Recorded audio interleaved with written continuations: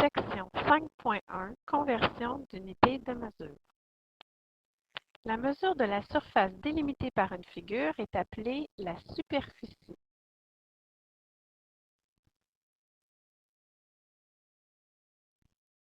Ou l'aire. La mesure de l'espace occupé par un solide est appelée le volume.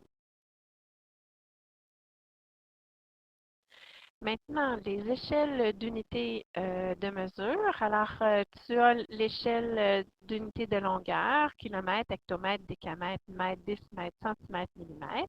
Comme tu le sais déjà, lorsqu'on se déplace vers une unité de mesure qui est plus petite, nous en avons davantage. C'est pour cette raison-là qu'on doit multiplier par 10 d'une unité à l'autre dans notre échelle.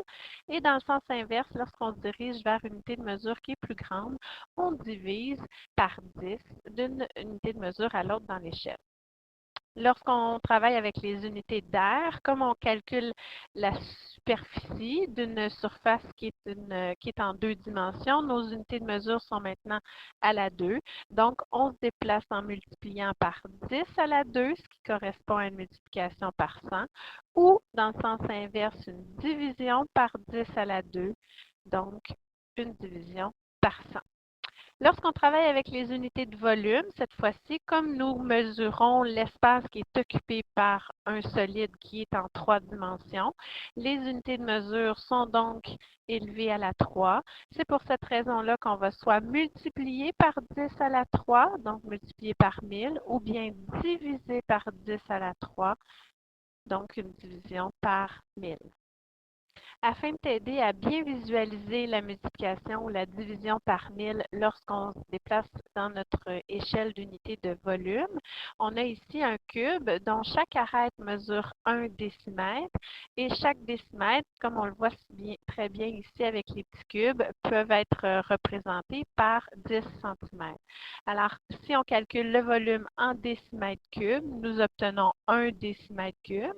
Et si je fais le même calcul du volume, mais cette fois-ci avec mes mesures qui sont en centimètres, j'obtiendrai 1000 centimètres cubes. Et on voit bien qu'il y a une équivalence d'un décimètre cube à 1000 centimètres cubes. Donc, on doit multiplier par 1000 pour passer de décimètre cube à centimètre cube. Allons à la page suivante. La capacité. La capacité, c'est un volume qui est généralement ou principalement exprimé soit en millilitres, en litres et en kilolitres.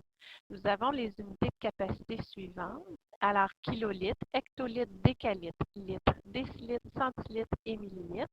Tu t'aperçois que les préfixes kilo, hecto, déca, déci, centi, milli reviennent avec nos unités de capacité. Donc, le préfixe kilo dans kilolitre veut dire la même chose que kilo dans kilomètre, donc 1000 mètres ou bien 1000 litres.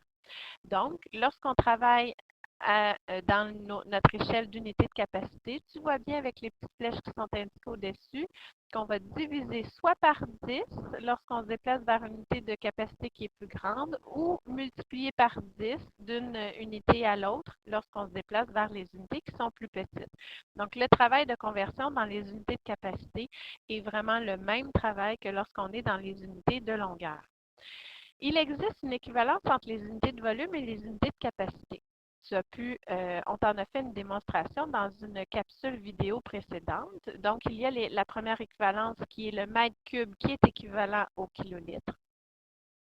La seconde équivalence, tu as le litre qui est équivalent au décimètre cube.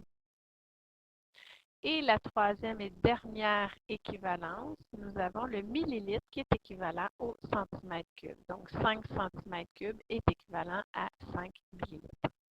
Nous ferons des exemples ultérieurement pour que tu comprennes bien comment on va faire la conversion d'unité de capacité à unité de volume et vice-versa.